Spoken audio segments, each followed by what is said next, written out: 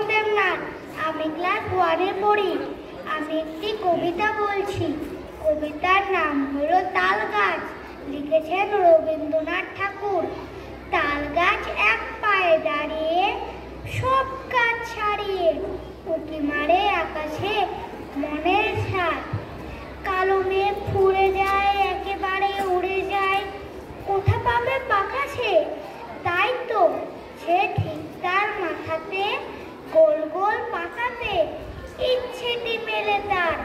মনে মনে ভাবে বুঝি ডানায় উড়ে যেতে মানা নেই। বাসাখানে ফেলে তার সারাদিন ঝরঝর থরথর কাঁপে পাতা পত্তর। ওরে যেন ভাবেও মনে মনে আঁকা খেতে বেরিয়ে, ডানাদের এড়িয়ে যেন কোথা যাবেও। তারপরে আওয়াজে নেমে যায়, পাতা কাঁপা থেমে যায়। ফেরে তার মনটি যেভাবে মাঝে হয়